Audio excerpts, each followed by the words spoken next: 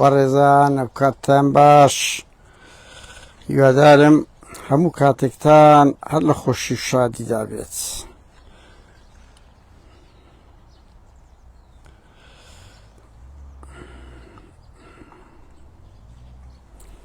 ئێستا قسە و باز دەکەین خەبەری سەیر. وەڵا خەبەرەکان قسەک سەیرە بەڕێزن بڕوا بکە. خەڵک هەموو خەریکی انتخاباتە.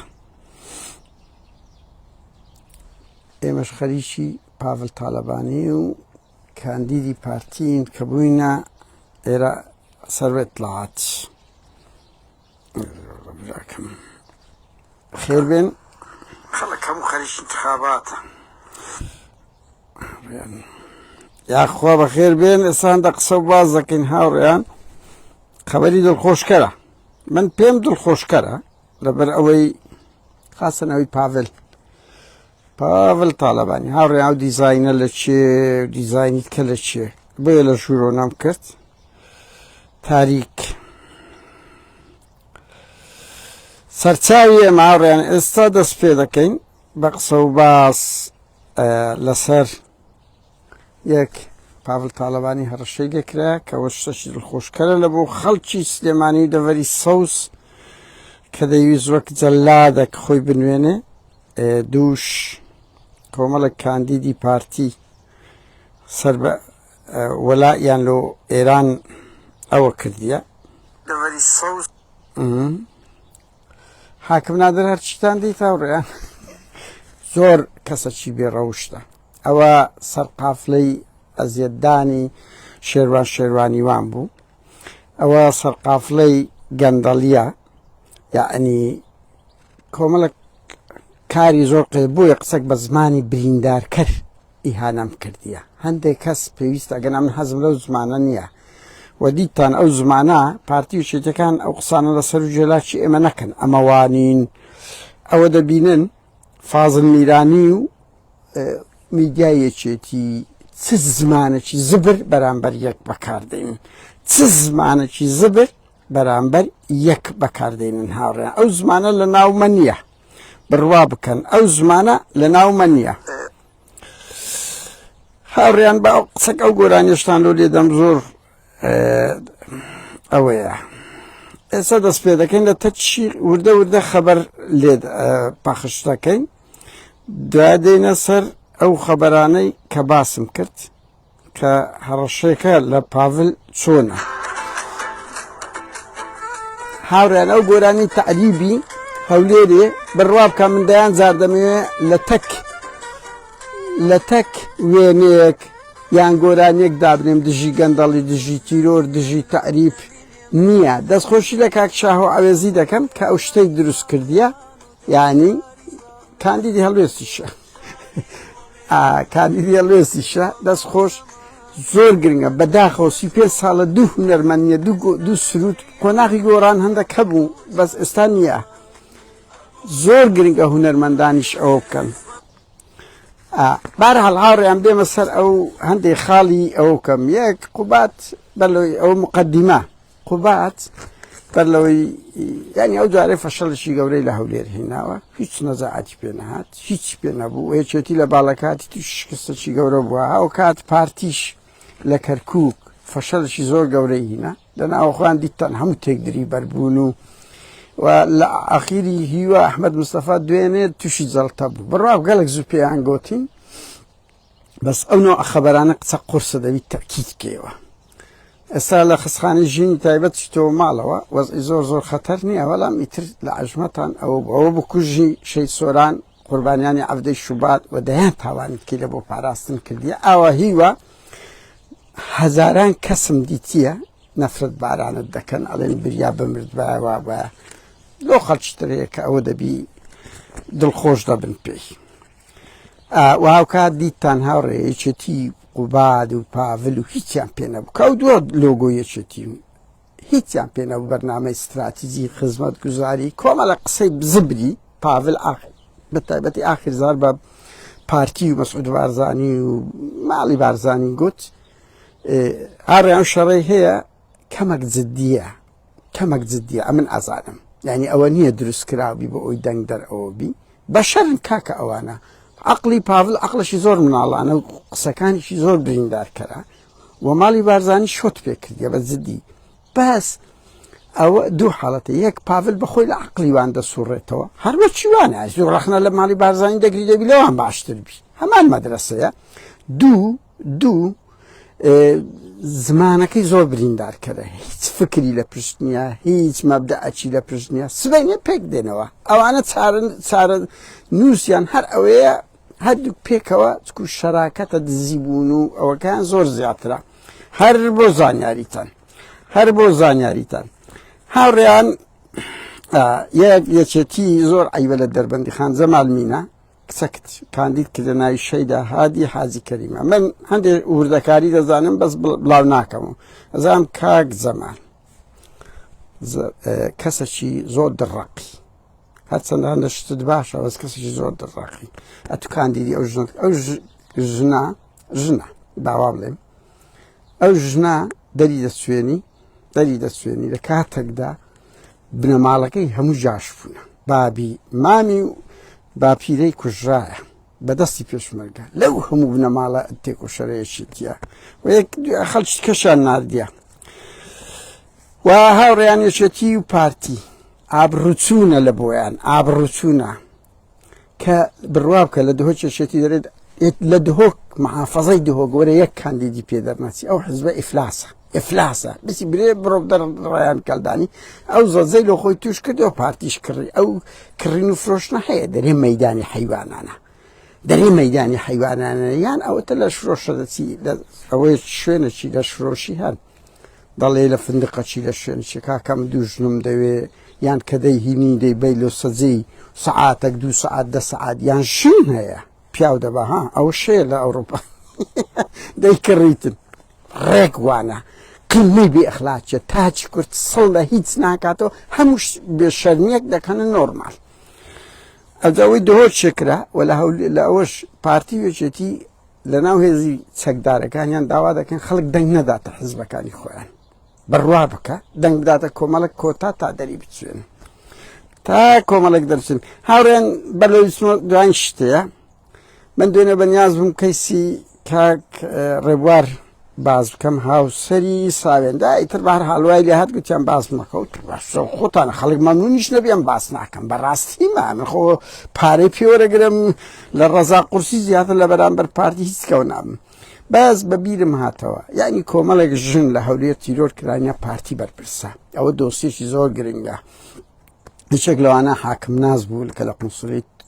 ئیتالیا ئیشی دەکرد پارتی هەوڵیدا ئەوراق و شتی لە بۆ بینیانی ئیش لۆ پاراستن کە نەیکرد کوشتیان 2015 بوو هەڵە نەبم حاکم برم ساوێن کەمال حوسێن کچی مامۆستا کەمال غەمباری کوڕەکەی سەرباز هەورامی تەشقەڵی زۆر پێکرد ژنەشی بەڕوومەت بوو کورد با کورد دەرێن بەڕوومەت واتە بەناموز بوو خۆی تەسلیمی نەکرد ئەخیری لە دووی زۆر مزایقەی کرد بوو لەسەر فلکەکانی مەسیفی وەرگەڕا مرد بەبێ ئەوی کوڕی سەرباز هەورامی تا ئێستا بگیرێەوە لە 2022 ئەمر قەبزی هەیە با ئێستا ناچێتەوە سەرباز هەورامی ئەزانم لەگەنێ چیرە سبەینتان تێک چووە بە تەما بووم باسکەم بەس بە هەر حاڵ با بۆ کاتەشکە بیت دەزانم نێچی لۆ لێت تووڕە بوو شتەکەت قەپ لێ هەرگرت وەمران دەزانی مەسرور دەری کردێ کورە بابە ئەوەی ترا بار حاڵوتیان لەو ماوانە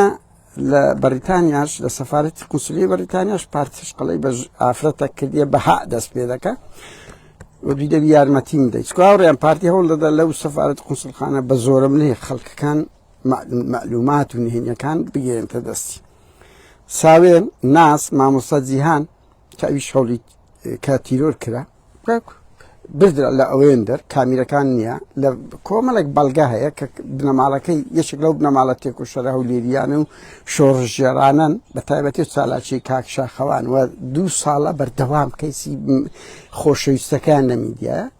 ئەویشەوە 3 کچە هەولێری بە دەستی پارتی تیرۆر کران هاوکات شایان عەلی عەسکەریش بەویستانە لە ناو هەولێرێ قیادەی خۆپیشاندانی دەکرد چەند ئەزیەتیاندا چەند ئەزیەتیاندا ئەو کات کاک زریان ئەمین یەکێک لە قاسەکانی قوباتە دوای دێمە سەرت هەچەندەوتیان شەریف قاسە گەورەکەیە کا قوبات کۆمەڵک شتی ئەو لە ئەولات هەیە وچی پرۆپیرێژنان هەیە 20 بار کتەبی دێنە سەرت هاوڕێیان دوو خەبەرەکەمە دێمە سە دوو خەبەرە یەک بیرتانە من لەو ڕۆژانە گوتم لە 8 دەدرێ لەوانەیە لە 8 بدرێ کەتە ناو میدیا زۆر ئیسارە کرا دوای ئەوە سوودانی زۆر زەختی کردیە کە لێی نەدرایە ماناوەنە لێ نادرێ بەس ئەو زانیاریان لای من هەیە هەڕێم زانیاریە خۆ قابلە من ترامپ نیمە یان نەتەنیاهۆ نیمە زانیاریە بەس دڵنیام لەسەر چاوەکان بڕیار بوو لە 8 بدرێ دەمەکەدا ئەوە دەبی و هەلیان دێ دوسێ داخوازی هەیە یەک دەبی چەک بەس کلاشی کۆفیان نەکەن ببینێ و هەندە پاسەوانیان هەبی بودجەیان نابی هەبی تێکەڵ بە ئەنزیمە عێراقی بکرێنەوە و اقتصادیان نابی هەبی ئەگەنا لیان دەدەن سوودانی زۆر پێداگرە کە لیان نەدرێت بە تایبەتی ئەو ماوەی یعنی ئێستا ئەو گفتوگۆی هەیە ئەگەنا دڵنیابن لیان دەدرێت زوو درەنگ ئەو دیتان کەتە ناو میدیای عێراقی ئەوانە گرنگ ئەو قسەی من دەکەم ئەم پارتیوچێتی دەزانن هەم حکوومەتی عێراق دەزانی کە ئاگادار کرابن لێتان درێت نێچیر گوتم دەبێت بە سەرۆک هەوڵ هەیە هەوڵ لە بۆەوەی یعنی شێک لە کارتە هەرە بەهێزەکانە هەم ئەمریکا لێ قایلە هەم ئێران هەم تورکیا هەم ماڵی بارزانیش دانێ و تاالبانی پارەشی پێوێنن بەرەو بەغدایی ببەن بۆ ئەوەی بەخۆی بەس ماڵی مەسعودی سەرپەرشتی حکوومەتی هەرێم و هەرێم بکاتن ئەو بەرنامەیان لەدەستە ئەوە لەو ماوانە لە ڕوودا و عادل باخەوان و محەممەد ئەحسان کە دوو پیاوی نێچیرن بە ئاشکرا بانگەشەیان کردوتە نێچیر باشترم کادیرەم و ئەهێ لە بستە بەغدایە کورد لەوێن دەرەوە لێرە لە لینک دادنم ئێستا زانیاریەکەیە ئێران ئیش دەکە تورکیا ئیش دەکە یان ئەو وڵاتانە ئیش دەکەن بە تەک ئەوەی پارتیویشێتی سەربە و بەرانەن بە خەتی گشتی هاوکات هەریەک لە وڵاتانە هەوڵ دەدەن کاندیدەکانیش بکڕن ئێران دەیان کاندیدی شیعی کڕیە دەیان کاندیدی شیعی کڕیە جگە لەوەی سەر بەخۆی نە بەڵام دەشیان کڕی چکو هەیەیانەوە سەدر تەسلیمیان نابێ مەسەنە ناو سەدر دەکری بنمونە لە ناو مەجزعلەی دەکڕی لەگەر ئەوەی سەر بەوانن بەڵام هێشتان دەیان کڕی 100% دەوێت مەسن پارتی لەگە میت ئاوایە بەڵام لەگەڵ ئەوەش میت خەڵکیان لە ناو دەکڕی بۆ زانیاریتان ها یعنی تەجەسوسیان لەسەردادنێ بە ناوە خۆیان لە ناو پارتیش ئەوە شوایە من ئەوەی بزانم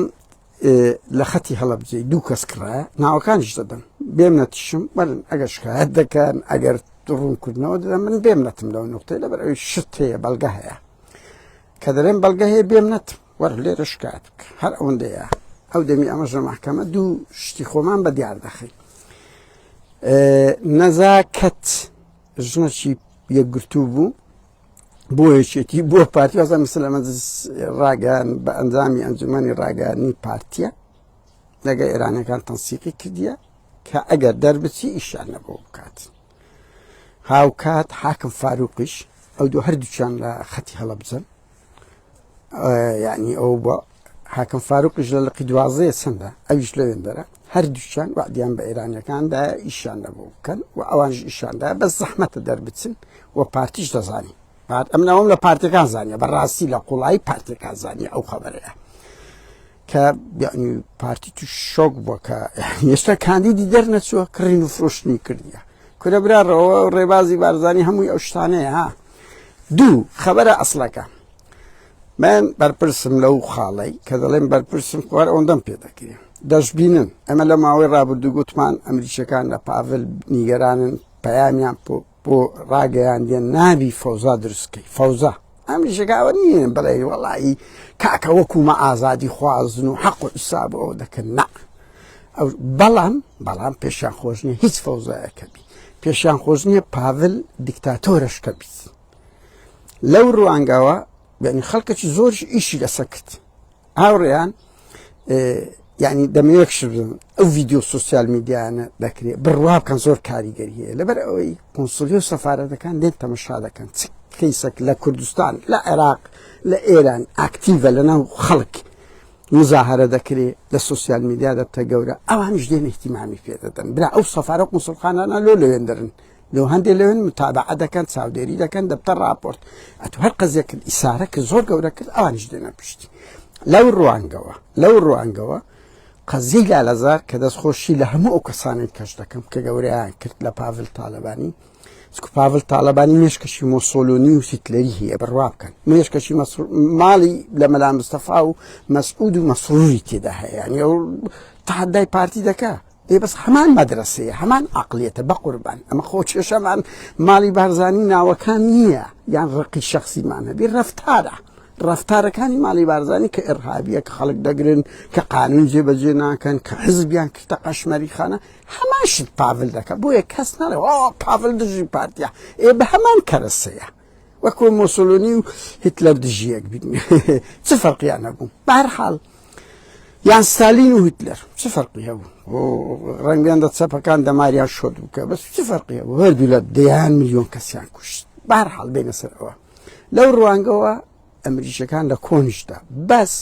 نوێترین شت من ئەو قسانەش دەکەم جێم لێ نییە چەند کەس دەری ڕاستە ڕاست نییە بەس پاڤل دەزانی مەسرور دەزانی پارتی و یەکێتی دەزانی هەڕەشەی جددی لە پاڤل کرایە جددی لە بۆت نییە ئەو دیکتاتۆریەتە بەردەوام بکەی کاردانەوەی توندمان دەبی لە بەرامبەری ئەو جوملەی ئەوەی ئەم بزان پێی گوترایە و پاڤل ناوێری و پێشتر بەرنامەی هەبوو ڕۆژنامە نووس تیرۆر بکە ئەرهابەکی زۆر بکە ئەگە سەیریکەن هەمووی ڕاگرت بڕوا بکەوە تەما بوو خەڵکیکە لە فاروقی مەلا مستەفا تیرۆر بکە ڕۆژنامە نووس تیرۆر بکرێ کۆمەڵەکیان بخاتە زیندان و ئەو زیندانیانەی بعد لالەزار وا مامەڵەیان لەگە نەکرا هەڕەشە و فشاری هەر لە خۆتانەوە بگرن ناو سۆسیال میدیاوە بۆ ئەو دەوڵەتانە پەیامیان پێگەیان کە ئەوانەوە نییە بڵێن دیفاع لە لاهور دەکەن یان ئەوەتە سەد خەمی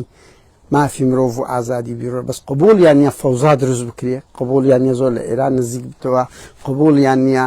دیکتاتۆرشکە لە منتیقە دروستبی لەو ڕوانگەوە پەیامی جددی دراوە من بەرپرسم لەو شتەیە و دەشبینین لە سیاسەتی ڕۆژانە پاڤل وەکو کۆن ناوێری خەڵک بکوژی وەکو کۆن ناتوانانی مزایقی خەڵک بکات کە ئەو ژینگەی ئەو چەند مانگەی دروستی کرد سەرۆکە حزبی خستە زیندان یەکێک لە کادیرە ئەساسیەکانی ئاسیا سێلی تیرۆر کرد لالەزاری کرد ئەشکەنجەی زۆری خەڵکیدا دیتان ئەو ژینگەیە ئەگە هەست پێ بکەن ماوەکە ڕاوەستایە باشتریش دەبی با ئەگەر پیاویشە من هەر ئەوەندە دەڵێم پاڤل ئەگەر مردی بوێرە درێژەی بەو ئەوکە من ئەوە تەحەدات دەکەم باشە لە بۆ ماوەیە باشکم پاڤل بێعقڵێکی دەکاتن هەندێک تاوان دەکاتن بزانێت چ کاردانەوەیەکە توش دەبی من هەر ئەوەندە دەڵێم باشە کاردانەش ئەوە نییە برم هاڕیان بچن بیگرن وەکو ئەوەی پەنەما بیگرن و یان بیکوژن ناباش تونتر دەکەن نەگەری وەکو ئێستا بایکۆتیان کردیە بڕوا بکە بە تەما بوو چوو بە سەفارەت و ئەوەی ئەمریکا فەشەلیینە برم ینی هەولیدا کە دیدار بکە لەگەر ئەوەی ئەم بخۆم یەک لەوانە ڕامگەیان بە تەما بوو ئیستقبال بکری خەڵکی باش زۆر کە تەمەعبینێ لیان نەگەڕە ئیستقبال بکە یعنی ئەو مزایقەی زۆرەیە چێتی وەزعی زۆر خراپە ها نەستراتیزی هەیە بەوەی لالەزار کو مەسرور بارزانی لەسەر زیندانیانی بادینان تا ئێستا نەبوویتەوە کوڕەکەی ئەو دەمی و گەورەترین شکستی تووشی دیبلۆماسیەتی سیاسی کورد کرد و تووشی پارتی کرد هەموو دیدارانەی تری کرد بە پارە بوو حتا ئەو کەیسەی ئەمریکاش بەشەکی ئەو عەقڵیەتەی مەسرور بوو لی دروست بوو کە ئەو کابرایە دێ بە قەڵەگایی شت دەکاتن منەتی ئەمریکای نەزانی کاکە جێگری وەزیری خارجیە پێی دەرێ بەریان بدا وا مامەڵەم کە مەسرور فشەی پێ کرد ئەوە دیتیان پاڤلیش لەوەی لالەزار منەتی کەسی نەزانی ئێستا تێک کەتیە دڵنیاتان دەکەمەوە بناڵێن گرتن نابی و چکۆن هەرچکو لە قۆناغی تاالبانیش هەبووە لە قۆناغی یعنی لە نوتیەکەوە ئەو شتە هەبووە گرتن دەبیتن لێدان دەبی بەس ناتوانانی وەکو لالەزار بکە ئەگەر مردی شەبابیکە من هەر ئەوەندەی پێدەم پاڤل تاالبانی ئەگەر مردی بڕۆ وەکو ئەو مانگەی لە لالەزار کرد بزانێت چه ئایندەیەکتی هاوڕێیان ئەو وڵاتانە عێراق ئێران ئیلای ئاخری کە دەڕوخێن یان مزایقە دەکرێن خۆ هەمیان ناڕوخێنن تەنجیان پێڵدە بانقەکانیان مەسەڵەن بە دووری مەزانن پارەی هەموو ماڵی تاالبانی بلۆک بکرێ بە نمونە یەک لەو نمونانەیە بە دووری مەزانن دادگایانوشی ماڵی بارزانی لە بۆ بکەنەوە یعنی ئەو شتانە دەست پێ دەکاتن زۆر ڕێگای هەیە دنیا هەر ئەوە نییە یان ڕوخان یان تەژێ نەنا یعنی وەکو ڕەش سپینیە دەیان ڕەنجیتر هەیە پاڤل وەزعی زۆر خراپە لە بواری نێودەوڵەتی هەمووشی لەسەر ئەو عەقڵە دیکتاتۆریەی بەگشتی و ئەوەی لە لالەزار کردی ئەوەش ئەوە نییانین بڵێم وەڵاوی هاوسۆزیەکە لەگەر لاهور شێخ زەنجی نانا لایان ئەوە لەسەر ئەو عەقلیەتەیە ئەو وڵاتانە نانەوێ ئەو هەموو سەدامە دروست بی و ئەو فۆزایە لە منتیقەبی و پاڤل ئەوە منەتیان نەزانی چکو پێیان گوت بوو مەسە هجوم مەکە بەریتانیا پێگوت و ئەمریکا پێگوت هەر کردی کە کردی ئێستا ئینزاری وەرگرتە ئینزارەکەش جیمە هاوڕێیان من ئەوە دەڵێم ئەوەی ئەم بزانم توندە بەڵام ئێمەش خەبەرە لۆمان هاتیە بەزەم دقیقم لە هەندێک سەرچاوە هەیە یعنی ئەمەش ڕۆژنامە نووسین وەکو هەموو ڕۆژن خەبەرە بۆمان دێت ئەوە دەبی لە کو ئەوانەی مێچیر و حەشت ئەوانن کە باسم کرد دوای ئەو کاتە ناو میدیا ئەوەش دەبینن و سیاسەتی پاڤلیش دەبین کرانەوەی تێدا دەبی بەس ئەو کرانەوەی بە جێڕاکێشانە نەوەکو لە کرانەوەی خۆی دەبی و بە هیواشم خەڵک لە سلێمانی ئەوەندە قەلق نەبی هێزی گەورەیان لە پشتە خەڵکی باشێ ئیش دەکا لەسەر ئەو کەیسانە کاکە هەموو ئەمن دەیان کەسایەتی دەزانم لە ئەوروپا لە ئەمریکا کاکە خەڵکی کوردستانە ئیشی جددی لەو ناوەندە جیهانیانە دەکات لە بۆ ڕاگررتنی ئێرهابی پارتیۆچێتی سەیری هەر ئێمە مەکەن ئێمە لەوگۆین دەیان کەسایەتی ترێ لە ناو ڕۆژنامەکانە پەرلەمانتارە لە ناو حزبەکانە لە دەستگای هەواڵگریە ئەوانە هەموو لە خەمی نیشتیماندانەها حەز دەکەن کوردستان ئەو بی مزایقە دەکەن زەخت دەکەن راپۆرت بەرز دەکەنەوە یعنی لە هەموو شوێنێک بۆیە خەڵکەکی باش لە پشتە ئەمە بەشەشین لە لۆگۆی دەموچاو بەس دەیانی کە هەنا بڕوا بکە ئەمن لە کچ و کوڕ چەندینی کە دەناسم دەقاتیمە ئیش دەکەن لە بنەوە ڕێگری لە پیلانەکانی پارتیۆچێتی دەکەن هاوڕێیان سوپاسان دەکەم انتخاباتی شەمە هەموومان منتەهین یعنی بەڵام لەگە هەموو حاڵەتێک زۆر کەس بایکۆت بکەن بەڵام بایکۆت دەکەی چ دەکەی دادەنیشی ڕاستە مەسعود بارزانی کابرایەکی نەخوێندەوار ئەو ڕۆژە هات هەرڕاست دۆ شاوی تێکەر کرد هەندێک دەرێن قەزی لەوەیە کە کورت هەر 60 کورسی دەینی سابتە بەس نا قەزی لە تەزویرە بەڵام هەموو شتێک نییە چکۆگەر هەر تەزویر بی باشە بۆ ڕستەیکەن باشە لۆندە مشەوەش بوونە ئەو هەموو مزایقە بڕوا بکەن هاوڕێیان یعنی نەک چەکدارەکان بنەماڵەکانیشان من بەڵگەم لە دەستە بەڵگە لەنا ئەو مۆبیلەیە بەس ناتوانم بڵێم زەختیان لێ دەکەن دەی بە بنەماڵەشەوە بچن مشکل ئەوە نییە هیچباری ئەوەکان دەکەن چەکدارەکان دەکەن کە دەچی بچی بنەماڵەکانیشان خزم و کەسوکارەکانیشان دەبی بنێرن ئەو قیمەی بێئەخلاقیە کاکە ئەوانە حزبی مفلسن ئەگەنا لەوە دەکەن بەڵام لەگەڵ هەموو ئەوەش ئەوە نییە چکو هەموو جار ئەگەر سیرکەی پارتیۆچێتی پێیان خۆشە هەردوو لە 70 کورسی بیرن بەس لۆ ناتوانن مەسەلەن لۆ خەچتکە دەدەچی دیارە هەناسەدانەکەیە دوو بەدیلی بایکۆت یعنی چییە دەچی دادەنیش ئەمەش دەزانین هەموو جارێک چ بوو بەس ئەوە نەچوی چ دەکەی بۆیە بە هیوان بڕۆن کۆمەڵێک کۆڕێ لە هەولێرێ کاک ڕائەت یعنی یەکێک لە سەربازەکانی تەوتین و خەڵک بووە کە لەگە ئەو برادرانی ستاندەر بڵێم چیتر ئەحمەدی حازی ڕەشید کە تەبەرغەزەبی پارتی بەرپرسی ڕقەمێکی یەکگرت و کوڕەشی باشە ئوسامە یعنی ئەمناوانە کەس بڕوا بکە بەس دەیان بینم هەندێک کەس باشە ئیسلامیەک دەچی لە ناو کۆمەڵ بڕۆم دەنە ئەحمەد ڕەشیدی لە ناو یەکگرت و دەنە ئەو ئوسامەی لە هەولێرێ لە ناو خەڵکی سەربەخۆی ئەوەی هەولێرێ هونەر کۆڕی هەیە ڕائەت هەیە بەجددی ئەو دەنگانە پێویستی بەوەی هەیە تەشجیع بکرێن هان بدرێن هاوکات تا غالب لە سلێمانی پارتیۆچێتی یعنی لە دوینێ دەرنەچیتن چکو ڕقیان لەو ئینسانانەیە هاوڕێیان سوپاسان دەکەم من هەر